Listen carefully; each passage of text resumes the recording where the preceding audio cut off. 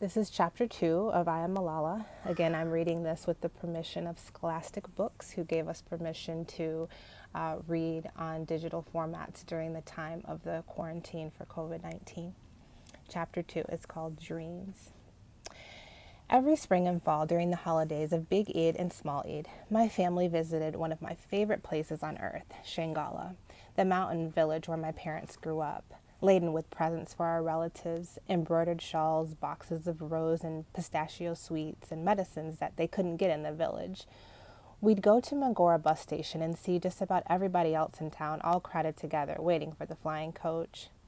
We'd stack our gifts along with the sacks of flour and sugar, blankets, and trunks that our families were taking on top of the bus in a great towering pile. Then we all crammed inside for the 4-hour trip up the winding, rutted roads to the mountains. For the first quarter of the journey, the road was a series of zigzags that followed the Swat River on one side and hugged sheer cliffs on the other. My brothers took great pleasure in pointing out the wreckage of vehicles that had fallen into the valley below. The flying coach would climb higher and higher until the air turned cool and crisp. Eventually, we saw nothing but mountain after mountain, mountain, and just a sliver of sky. Many of the people in Sangala were very poor and did not have modern facilities such as hospitals and markets, but our family always put on a huge feast for us when we arrived. A feast that was especially welcomed at Small Eid, which marks the end of a month of daytime fasting for Ramadan.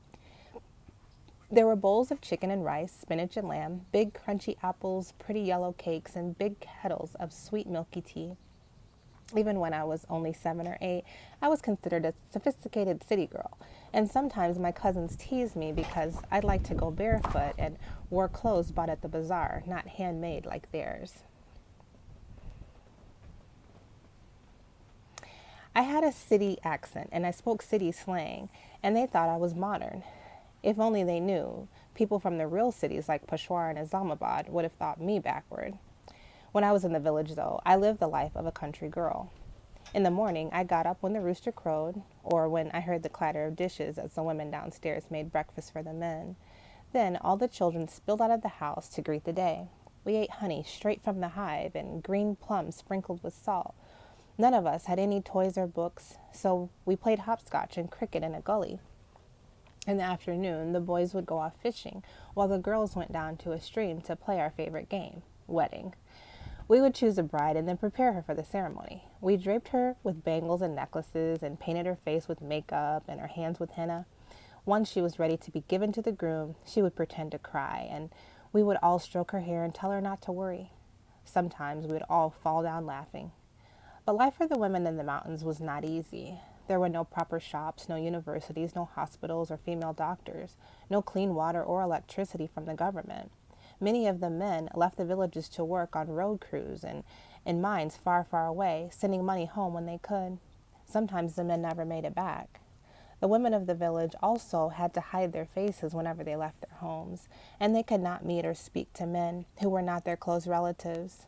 None of them could read. Even my own mother, who'd grown up in the village, couldn't read. It was not at all uncommon for women in my country to be illiterate, but to see my mother, a proud and intelligent woman, struggle to read the prices in the bazaar was an unspoken sadness for both of us, I think. Many of the girls in the village, including most of my own cousins, didn't go to school.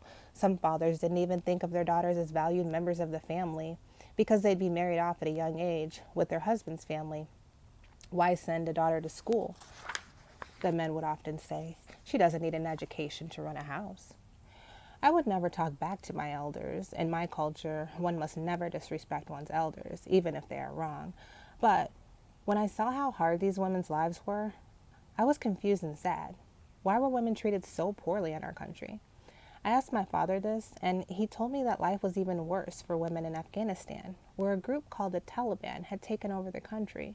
Schools for girls had been burned to the ground, and all of the women were forced to wear a severe form of burqa, a head-to-toe veil that had a tiny fabric grill for their eyes. Women were banned from laughing out loud or wearing nail polish, and they were beaten or jailed for walking without a male family member. I shuddered when he told me these things and thanked God I lived in Pakistan, where a girl was free to go to school. It was the first time I'd heard of the Taliban. What I didn't realize is that they weren't only in Afghanistan. There was another group in Pakistan, not far away from the tribal belt, known as FATA. Some of them were Pashtuns like us, and they would soon come to cast a dark shadow over my sunny childhood. But my father told me not to worry. I will protect your freedom, Malala, he said. Carry on with your dreams. And that was chapter 2.